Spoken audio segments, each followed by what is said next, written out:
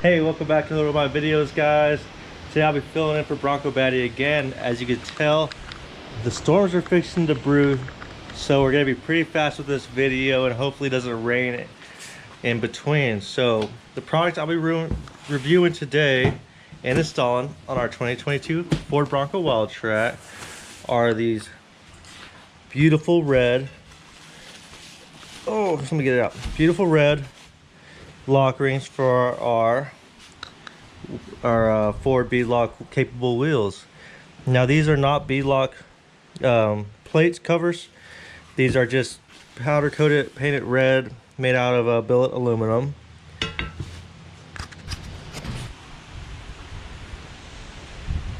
So originally we got these black rings, and it'll match that perfectly, except it's going to be the exact color race red, and they do have other colors as well. So the ones we're going to be installing are just the red trim rings, and to get these off you have to take off the torque spits, which I have over here. That is a T45, and the camera lets you see it. It's a T45 torque spit. We're just going to be taking those off and reusing the same bolts for this. And this is a race red. They do have other colors. I believe this is the newest color they came out with, but it's a perfect replacement if your wheels got scuffed or if you just want to change the color. So let me go ahead and take off the old ones and show you what it looks like on it. All right, I'm gonna try and do this with one hand, see if it works. I'm using an impact because they have Loctite on, as you can see. And you're gonna want to put Loctite back on when you're done.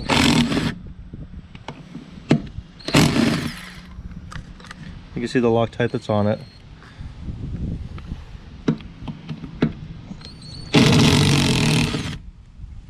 Alright, so I got the old black trim ring next to the new red trim ring. And you can see they're the exact same. They got the matching two holes split up between. And let me show you the difference and why the wheels that come on the Ford Bronco are bead lock capable. You see this one only has two in spaces, but you can see here it has bolt holes all the way around. So you buy the bead lock ring, it'll allow you to run a bead lock capable wheel on. Well, this is a bead lock capable wheel, but it will allow you to turn it into a bead lock wheel if you buy the proper ring. And you can see where the tire would sit and where it would clamp down. Now for the race red, you can see how it matches. It's a perfect match, so you don't have to worry about painting or powder coating to match your black wheels. In case you don't like it, you can always go this route. Alright, so that's the new look for the Ford Wildtrak Sasquatch with the red, race red trim bead. But yeah, I think it looks pretty killer. It adds to the look a lot, especially with the black top and black bumper, black tires. That little bit of red on top of the red body looks good compared to the all black down the side. Now I'll show you a better comparison. I'll do one wheel red and leave the other one black and show you. It hasn't started raining yet, so hopefully we can finish this video. But before we move on, I want to show you that the new rings and the old rings both do not have paint or powder coat on the inside, only the outside that's seen. So don't be surprised when you see it and it's only painted on the front side. And don't think it's like an error, because that's how they do it from Ford itself. It's the exact same. So it looks to be the same quality. Actually, no, they're the same weight. I thought this one was lighter, but they feel the same. So exact same quality. It looks perfect. They really match it all to spec. It looks like they copied Ford designs perfectly. I think you'll be very happy with this kit. Alright, so there you have it. You already see a huge difference in appearance.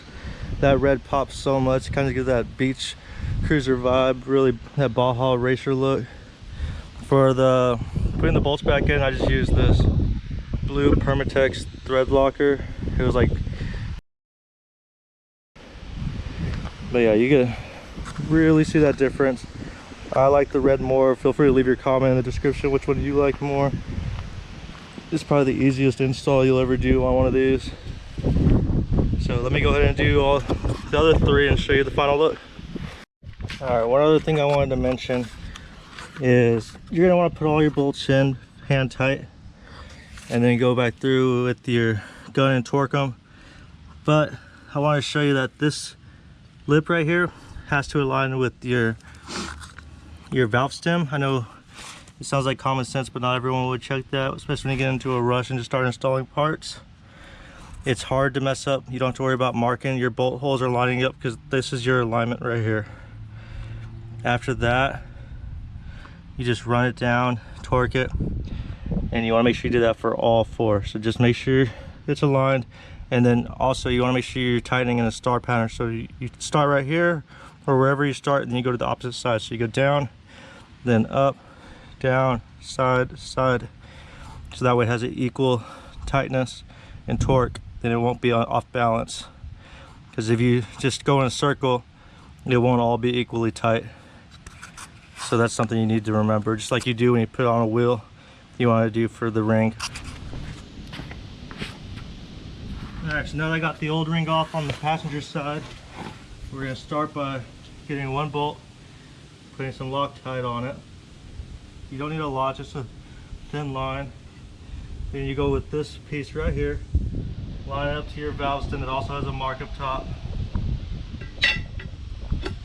And then you just rotate it till it matches with the bolt holes.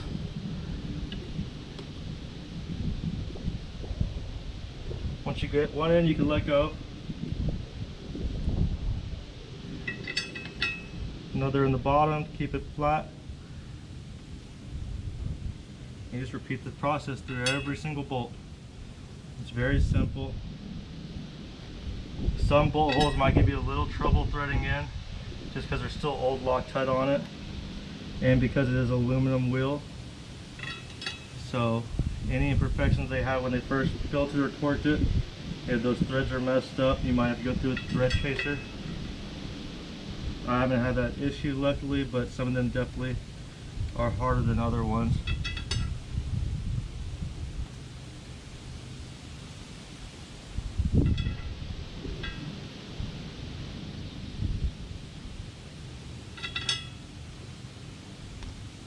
Yeah, this one's a little bit tight, got it in.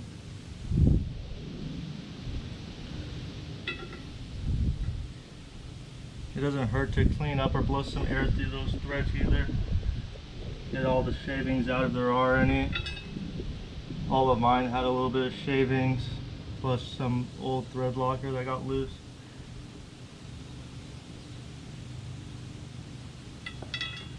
Alright, and now you got them all just in tight enough with your fingers that they stay and aren't cross-threaded. You go in tight. You do one, go down, opposite one, go up to top, back down.